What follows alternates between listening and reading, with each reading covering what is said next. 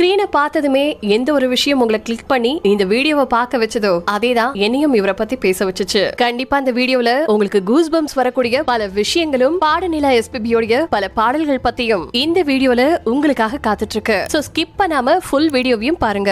என் தேகம் மறைந்தாலும் இசையாய் மலர்வேன், எந்த தேகம் மறைந்தாலும் இசையாய் மலர்வேன். இப்படி அவர் பாடும்போது நினைச்சிருப்பாரோ என்னவோ தெரியல. ஆனா அவர் மறைஞ்சாலும் அவருடைய அழிவே இல்லாத குரல் இப்பவும் எப்பவும் என்றென்றும் நம்ம கூடயே வாழ்ந்துட்டு இருக்கோம். எஸ், இன்னைக்கு பயோல எஸ்பிபி அவர்களை பத்தி தான் நிறைய இன்ட்ரெஸ்டிங்கான விஷயங்களை பத்தி நம்ம தெரிஞ்சுக்க போறோம்.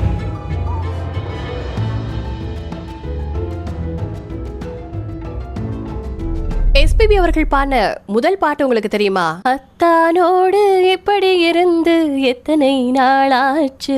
அட, யாரை ஏமாத்த பாக்குறீங்க? அவர் எம்ஜிஆருக்காக முதல்ல 1000 நிலவேவா பாட்டை தான் பாடினாரு. இல்லனா இயற்கை மேலே கனி பாடிருப்பாரு அப்படின்னு நீங்க நினைக்கலாம். ஆனா அது உண்மை கிடையாது. ஹோட்டல் ரம்பா அப்படிங்கிற படத்துக்காக தான் முதல் முறையா ரெக்கார்டிங் தியேட்டருக்குள்ளேயே நுழைஞ்சு இந்த ஒரு பாட்டை பாடி இருந்திருக்காரு. ஆனா எதிர்பாராத விதமா அந்த படமும் வரல, அந்த பாட்டும் ரிலீஸ் ஆகல. 1000 நிலவேவா பாட்டை எம்ஜிஆருக்காக பாடினாரு பாத்தீங்களா? அது ஒரு டிஃபரண்ட் ஸ்டோரி. புரட்சி தலைவர் கேவி மகாதேவன் கிட்ட ஒரு புது வாய்ஸ் நம்ம இன்ட்ரோடியூஸ் பண்ணலாமே அப்படின்னு சொல்லியிருந்திருக்காரு. அப்போ எஸ்பிபி வாய்ஸ் எல்லாரும் போட்டு காமிச்சிருக்காங்க. அவரும் ஓகே சொல்லிட்டாரு. டேட்லாம் ஃபிக்ஸ் பண்ணிட்டாங்க. இந்த ஒரு நாள்ல இந்த பாட்டோட ரெக்கார்டிங்க வச்சுக்கலாம் அப்படின்னு. அந்த சமயம் பார்த்து எஸ்பிபிக்கு பயங்கரமா உடம்பு சரியில்லாம போயிடுச்சா. கரெக்டா ஒரு மாசம் கழிச்சு எம்ஜிஆர் கிட்ட இருந்து அழைப்பு வந்திருக்கு. இவர் நேர்ல போயிருக்காரு. ரெக்கார்டிங் போலாம், ஒரு பாட்டு பண்ணலாம் அப்படிங்கும் போது முதல் வாய்ப்பு தான் தவறி போச்சு. இந்த வாய்ப்பையாவது கெட்டியா புடிச்சுக்கணும் அப்படின்னு சொல்லி ரெக்கார்டிங் தியேட்டருக்குள்ள போனதுக்கு அப்புறம் தான் எஸ்பிபி அவர்களுக்கு தெரிஞ்சிருக்கு எந்த பாட்டுக்காக முதல்ல கூப்பிட்டாங்களோ அதே பாட்டு ரெக்கார்டிங்னு. பாடிட்டு வெளியில வந்தவரு புரட்சி தலைவரை பார்த்து கேட்டிருக்காரு, சார் அப்பவே வேற யாரையாவது வச்சு பாடிருக்கலாம்ல, எதுக்கு சார் ஒரு மாசம் வெயிட் பண்ணீங்க அப்படின்னு சொல்லி ரொம்பவே பணிவா கேட்டதுக்கு அப்புறமா, இல்லப்பா நீ எப்படி உன்னோட ஃப்ரெண்ட்ஸ் அண்ட் ஃபேமிலி கிட்ட நிறைய பேர்கிட்ட சொல்லிருப்ப எம்ஜிஆர் படத்துல பாட போறேன்னு. உனக்கு உடம்பு சரியில்லைங்கிற விஷயம் உனக்கு தெரியும், எனக்கு தெரியும். ஆனா அவங்களுக்கு எல்லாம் தெரியாது இல்லையா? இதனால உன்னோட பேரு கெட்டு போயிடக்கூடாது, அதோட உன்னுடைய நம்பிக்கையும் வீண் போயிடக்கூடாதுங்கிறதுக்காகத்தான் இதே பாட்டை உன்னை வச்சு பாட வச்சோம் அப்படின்னு சொல்லியிருக்காங்க. அந்த சமயத்துல எஸ்பிபி அவர்களுக்கு புல்லரிச்சிச்சான்னு தெரியல, நமக்கு நிச்சயமா புல்லரிக்குது. இப்ப நம்ம எஸ்பிபி அவர்களுடைய மதர் டங் தெலுங்குதான். சோ எந்த ஒரு பாட்டு பாடினாலும் எந்த மொழியில பாடினாலும் அவருக்கு இருக்கக்கூடிய ஒரு ஹேபிட் ஒன்று இருக்கு. அது என்னன்னு மறக்காம கமெண்ட்ஸ்ல சொல்லுங்க, அதை நான் கடைசியா சொல்றேன். எத்தனாயிரம் பாடல்கள், எவ்வளவு அவார்ட்ஸ். இவர் ஏறாத மேடை இல்லை, பாடாத பாடல் இல்லை. விதவிதமான குரல்கள்ல பாடி அசத்துறதுல இவர் வல்லவர்னே சொல்லலாம். எம்ஜிஆர், சிவாஜி, ஜெமினி, ரஜினி, கமல், விஜய், சூர்யா, அஜித்னு உச்ச நடிகர்களுக்கும் பாடியிருக்காரு. காமெடி நடிகர்களான ஜனகராஜ் போன்றவர்களுக்கும் பாடியிருக்காரு. இவர் பாடுறதுல மட்டும்தான் வல்லவர்னு நினைச்சீங்கன்னா அது ரொம்ப தப்பு.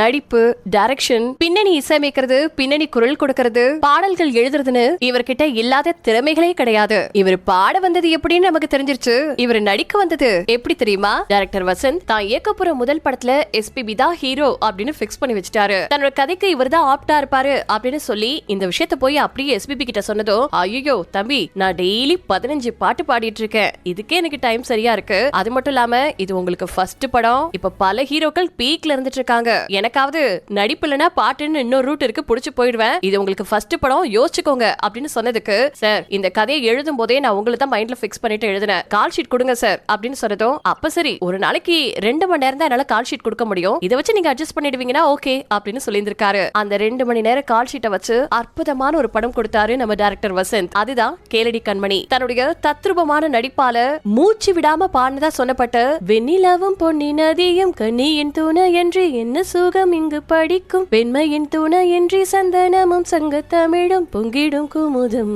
வா, அதெல்லாம் அவர்னாலதான் முடியும், நம்மளால முடியாது. இப்படி தன்னுடைய அற்புதமான நடிப்பாலையும் அசர வைக்கக்கூடிய பாடல்கள் மூலமாவும் பாடக்கூடிய திறமை மட்டும் இல்ல, நான் நல்லா நடிப்பேன் அப்படின்னு தன்னை ப்ரூஃப் பண்ணவர் எஸ்பிபி. ஒரு பானை சோற்றுக்கு ஒரு சோறு பதம் அப்படின்னு சொல்லுவாங்க. இந்த ஒரு படம் இவருக்கு பல பட வாய்ப்புகளை தேடி கொடுத்துச்சு.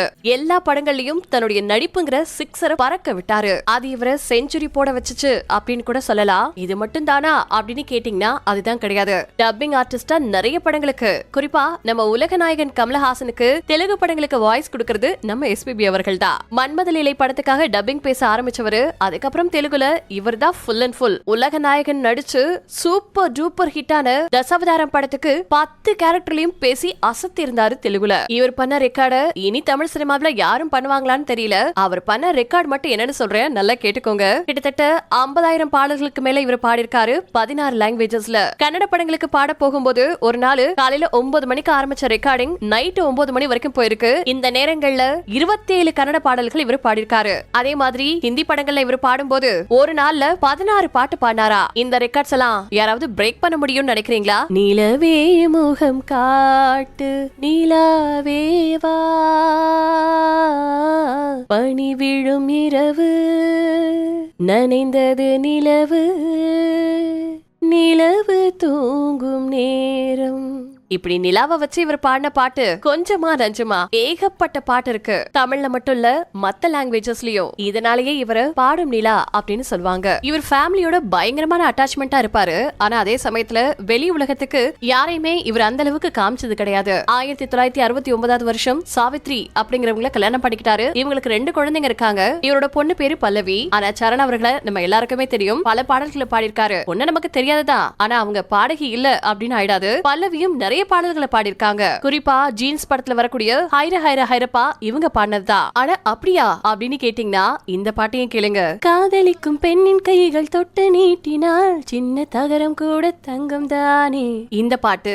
அதுக்கப்புறமா செவ்வானம் சின்ன பெண் சூடும், இந்த பாட்டும் அவங்க தான் பாடிருக்காங்க. பொண்ணா இருந்தாலும் சரி பையனா இருந்தாலும் சரி தன்னுடைய அன்பை பகிர்ந்து கொடுத்தாரு. தன்னுடைய பேர குழந்தைங்களுக்கு ஒரு பெரிய டெடிபியராவே வாழ்ந்தாரு நம்ம எஸ்பிபி அவர்கள். ரொம்ப வேடிக்கையா வெள்ளந்தியா பேசக்கூடிய எஸ்பிபி அவர்கள் கண்ணீர் சிந்தி யாருமே பாத்திருக்க மாட்டாங்க. அப்படியே கண்ணீர் சிந்தி இருந்தாலும் அது ஆனந்த கண்ணீரா இருந்திருக்கும். ஆனா அவரை ஃபீல் பண்ணி அழுத ஒரு மேடையும் இருக்கு. ஒரு மேடை நிகழ்ச்சியில ஒன்னு நினைச்சு பாட்டு படிச்சேன் தங்கமே என் தங்கமே, இந்த பாட்டை ரொம்பவே சோகமா பாடிட்டு இருந்தாரு. திடீர்னு அந்த பாட்டு முடிகிற ஓரத்துல கர்ச்சீஃப் எடுத்து தன்னோட கண்களை தொடச்சிட்டு இதுக்கு மேல என்னால பாட முடியாது, இந்த நிகழ்ச்சியை விட்டு நான் கிளம்புறேன் அப்படின்னு சொல்லியிருந்தாரு. அந்த பாட்டு அவரை மட்டும் இல்லாம அதை கேட்டுட்டு இருந்தவங்களுக்கும் ஒரு பயங்கரமான தாக்கத்தை ஏற்படுத்துச்சு. இந்த பாடலுடைய தாக்கம் தான் அவருடைய சோகத்துக்கு காரணம் அப்படின்னு நினைச்சா அதுதான் கிடையாது. அந்த பாடல் அவர் பாடிட்டு இருந்த சமயத்துல அவர் கூட பல வருஷம் ஒர்க் பண்ணிட்டு இருந்த ஒரு நல்ல நண்பர் அவரை விட்டு இறந்து போயிட்டாரு. இந்த இறப்பு செய்தியை கேட்டுதான் அந்த நிமிஷம் அவர் கண் கலங்கி அழுதிருக்காரு. எத்தனை மேடைகள் எத்தனை நிகழ்ச்சிகள் எல்லாத்துலயுமே கலந்துகிட்டு நம்மள ஆனந்த கூத்தாட வச்சாரு நம்ம எஸ்பிபி அப்படின்னே சொல்லலாம். பல பேரை ஏத்தி விட்ட ஏனியாவும் மென்டாராவும் இருந்திருக்காரு நம்ம எஸ்பிபி அவர்கள். உண்மையான திறமை எங்க இருந்தாலும் மனசார பாராட்டக்கூடியவரு. அதே மாதிரி கிரிக்கெட்னா அவருக்கு ரொம்ப பிடிக்குமா. இந்தியாவை பத்தி யாராவது தப்பா பேசிட்டாங்கன்னா அவங்க வாயை உடைக்க கூட தயங்கவே மாட்டாரா. எஸ்பிபி அவர்களுக்கு சச்சின் டெண்டுல்கர் ஒரு பேட்ல அவருடைய ஆட்டோகிராஃப் போட்டு அனுப்பி வச்சிருந்திருக்காரு. அதே மாதிரி இவருக்கு இருக்கக்கூடிய சாப்பாடு ஹேபிட் பாத்தீங்கன்னா என்ன உணவுகள் கொடுத்தீங்கனாலும் எவ்வளவு காஸ்ட்லியான சாப்பாடு கொடுத்தீங்கனாலும் கடைசியா அந்த தயிர் சாதம் சாப்பிடுறதுல தான் இவருக்கு அவ்வளவு ஒரு ஆத்ம திருப்தி அப்படின்னு சொல்லப்பட்டிருக்கு. அதோட ஸ்பெஷலா சாப்பிட்டு முடிச்சதுமே ஏதாவது ஒரு ஸ்வீட்டோ ஐஸ்கிரீமோ கண்டிப்பா வேணுமா. முதல் மரியாதை படத்துல சிவாஜிக்கு பதிலா நம்ம எஸ்பிபி அவர்கள் தான் நடிக்க வேண்டியதா இருந்திருக்கு. ஏதோ ஒரு காரணத்துக்காக அவர் நடிக்க முடியாத சூழ்நிலை உருவாயிருக்கு. இவர் பாடகரா மட்டும் இல்லாம 50க்கும் மேற்பட்ட படங்களுக்கு இசையமைக்கவும் செஞ்சிருக்காரு. இவருக்கு கூட பிறந்த சகோதரிகள் 5 பேரு. அதுல சைலஜாவும் பாடகி அப்படிங்கிறது குறிப்பிடத்தக்கது. இவங்க பல்லாயிரக்கணக்கான பாடல்களை பாடிருக்காங்க.